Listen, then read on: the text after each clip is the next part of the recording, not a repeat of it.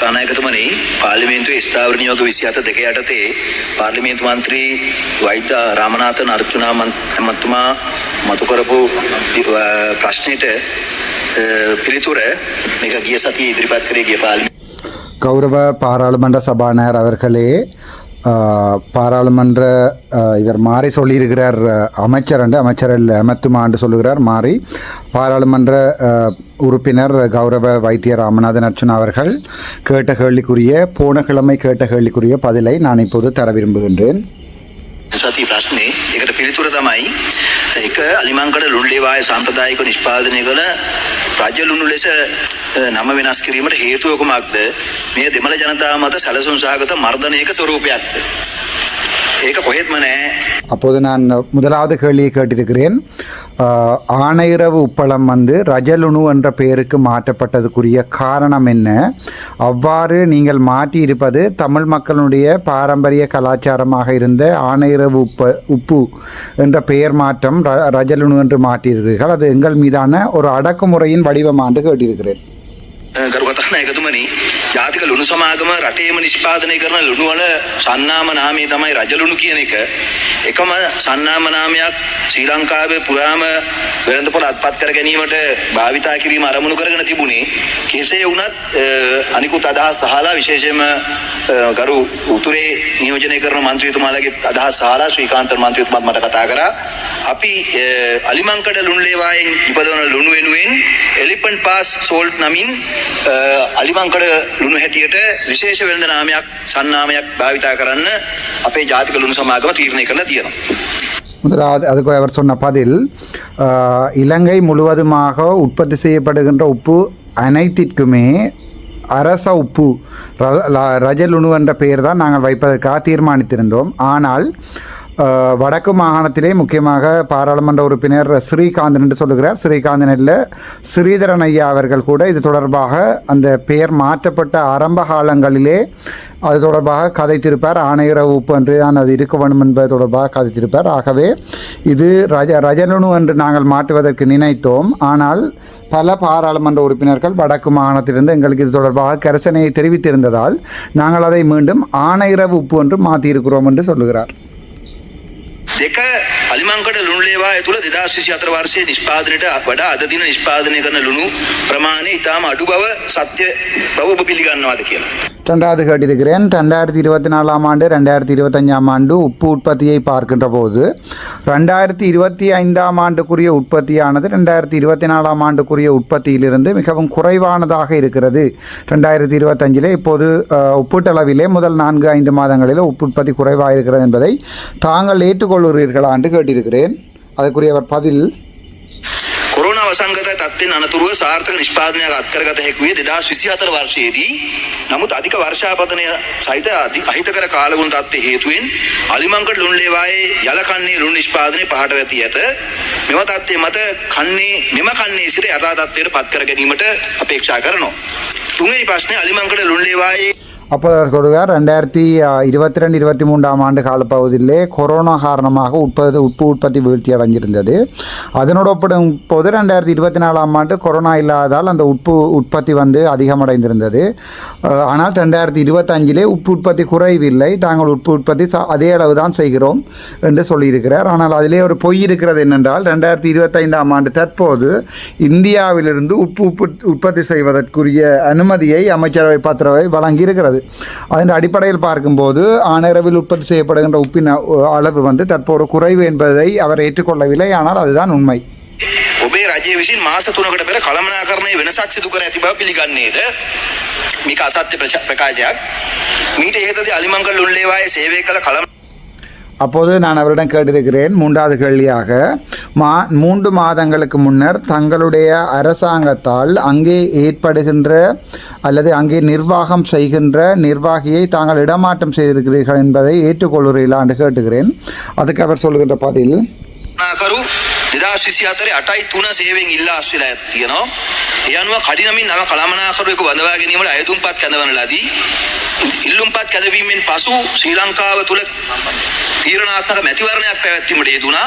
ඒ හේතුවෙන් උක්ත බඳවා ගැනීම සඳහා යම් ප්‍රමාදයක් සිදු වූ නමුත් මෙම මැතිවරණ කාලයේ නිමවීමත් සමග පැවති සේවා අවශ්‍යතාවය සලකා 2024 10/24 දින බඳවා ගැනීමේ පටිපාටියට අනුකූලව ව්‍යුහගත සම්මුඛ පරීක්ෂණයක් පවත්වා සුදුසු අයදුම්කරුවෙකු තෝරා ගන්නා ලදී. මෙම බඳවා ගැනීම සඳහා කිසිදු ආකාරයේ දේශපාලන මැදිහත් වීමක් සිදු නොවූ බව සහ මෙම බඳවා ගැනීම අනුමත බඳවා ගැනීමේ පටිපාටි අනුගමනය කරලා බඳවාගෙන තියෙන බව කියන්න ඕන. அப்போது அவர் அடுத்த கேள்வி நான் கேட்டிருக்கிறேன். அந்த மாற்றத்துக்கு அவர் சொல்லியிருக்கிறார், 2024 ஆண்டு 8ஆம் மாதம் 3ஆம் தேதி ஏற்கனவே உப்பு உற்பத்தி செய்து கொண்டிருந்த ஒருவர் தானாகவே அந்த நிர்வாக இயக்குனராக இருந்தவர் விலகி போயிருக்கிறார். அதன் பிறகு எங்களுடைய தேர்தல் காரணமாக அந்த அடுத்த அப்பாயின்மெண்ட்டை செய்ய முடியாமல் போயிருக்கிறது. 2024 ஆண்டு டிசம்பர் மாதம் அளவிலே தாங்கள் சாதாரண முறையொன்றின் மூலம் இன்டர்வியூ வைத்து புதிதாக ஒருவரை தேர்ந்தெடுத்திருக்கிறார்கள் என்றும் இதில் எந்த அரசியல் தலையீடும் இல்லை என்றும் அவர் சொல்லுகிறார். ඊට අමතරව මෑතකදී අලිමංගල ලුණු ලේවාය සඳහා ජ්‍යෙෂ්ඨ කළමනාකරුවෙකු ලෙස නියෝජ්‍ය සාමාන්‍ය අධිකාරිවරයෙකු බඳවා ගැනීමට ව්‍යුහගත පරීක්ෂණයක් සම්මුඛ පරීක්ෂණයක් පවත්වුවා. ඒ අනුව නුදුරේම එම ලුණු ලේවාය සඳහා නියෝජ්‍ය සාමාන්‍ය අධිකාරිවරයෙකුත් පත් කරගන්න කටයුතු කරනවා.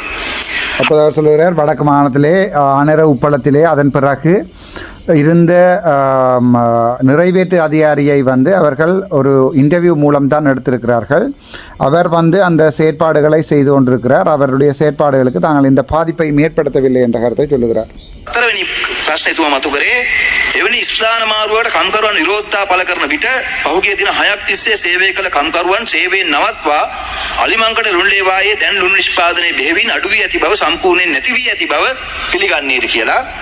ඒක கேட்டிருக்கிறேன். 2025வது கேள்வி. 2025ஆம் ஆண்டு தற்போது 12 நாட்களாக பொதுமக்களால் ஆர்ப்பாட்டம் செய்யப்பட்டு கொண்டிருக்கிறதால் இது 6-7 நாட்களுக்கு முன்னம் 23ஆம் தேதி கேட்கப்பட்ட கேள்வி. ஆனால் 5ஆம் மாதம் 23ஆம் தேதி கேட்கப்பட்ட கேள்வியை இப்போதுதான் இவர்கள் பதில் சொல்லுகிறார்கள்.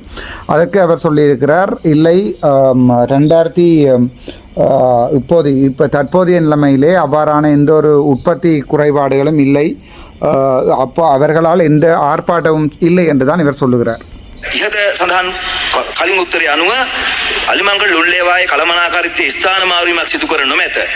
කෙසේ වෙතත් අලිමංගල ලුණු ලේවායේ සේවය කරන කම්කරුවන් පිරිසක් ඉල්ලීම් කිහිපයක් මුල් කරගෙන 2025 දින සිට විරෝධතාවයක් ආරම්භ කරන ලදී. அப்போது அவர் சொல்கிறார், 2025ஆம் ஆண்டு 5ஆம் மாதம் 14ஆம் தேதி அங்கே இருக்கிற பாராளுமன்ற உறுப்பினர் ஒருவருடைய முன்னாள் பாராளுமன்றம், நேரடியாக சொல்கிறேன், இபிடிபி பாராளுமன்ற உறுப்பினர், இப்போது கயேந்திரமார் பொன்னம்பலம் அவர்களுடன் நிற்கின்ற பாராளுமன்ற உறுப்பினர், அவருடைய அந்த இப்போது அண்மையில் நீங்கள் பார்த்தால் தெரியும், ஒரு ஒப்பந்தம் ஒன்றை செய்திருப்பார்கள். அந்த ஒப்பந்தம் செய்த இபிடிபி பாராளுமன்ற உறுப்பினர் ஒருவருடைய தூண்டுதலின் பேரில் தான் அங்கே போராட்டம் நடந்ததாக தான் இவர்கள் சொல்லுகிறார்கள்.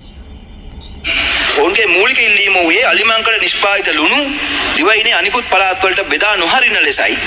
තවද ජාතික ලුණු සමාගමේ කළමනාකරණයට බාධා ඇති කර කළමනාකරු ඉවත් කිරීමට ඔවුන් උත්සාහ ගන්නාලාදී මෙම ඉල්ලීම් කිසිසේත් පිළිගත නොහැකි ඉල්ලීම්. அப்போது அவர் சொல்லுகிறார் சிங்களத்திலே, இந்த 2025ஆம் ஆண்டு 5ஆம் மாதம் 14ஆம் தேதி தொழிலாளர்களால் மேற்கொள்ளப்பட்ட இந்த போராட்டமானது வடக்கிலே உற்பத்தி செய்யப்பட்ட உப்பினை தெற்குக்கு கொண்டு போக வேண்டாம் என்றும், அதே நேரம் இலங்கையினுடைய மொத்த உப்பு உற்பத்தியிலே பாதிப்பை ஏற்படுத்தும் அளவுக்கு வடபிராந்திய உப்பை தென்பிராந்தியத்துக்கு கொண்டு போக வேண்டாம் என்று இவர்கள் கேட்டிருந்தார்கள். அது தவிர அந்த போராட்டங்களின் காரணமாக இலங்கையிலே உப்பு உற்பத்தி குறைந்திருந்ததைத்தான் இவர் காரணமாக சொல்லுகிறார். ஆனால் உண்மை என்னவென்றால், இது ஒரு மிகவும் பொய்யான கூற்று.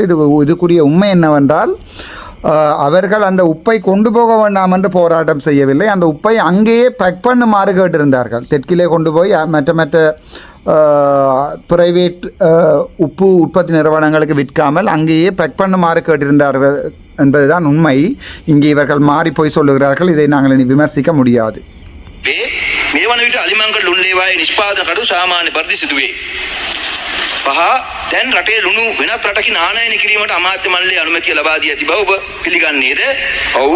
5வது கேள்வி கேட்டிருக்கிறேன். தற்போது எங்களுடைய நாட்டிலே உப்பு குறைபாடு காரணமாக வேறொரு நாட்டிலிருந்து உப்பு இறக்குமதி செய்வதற்கு தாங்கள் அமைச்சரவை பத்திரம் அனுமதி அளித்திருக்கிறதா என்று கேட்டிருக்கிறேன். அதுக்கு அவர் சொல்லியிருக்கிறார் ஆம் கேட்டிருக்கிறது என்று அந்த கேள்விக்குரிய பயிலே சொல்லியிருக்கிறார். ඈතකදී පැවති අයපත් කාලගුණ තත්ත්වයේ හේතුවෙන් ලුණු නිෂ්පාදනය අඩුවීම නිසා ඉදිරි පාරිභෝජන ලුණු ප්‍රමාණවත් නොවන බැවින් ලුණු ආනයනය කිරීම සඳහා 2025 3/24 දින අමාත්‍ය මණ්ඩල රැස්වීමේදී අනුමැතිය ලබා දී ඇත.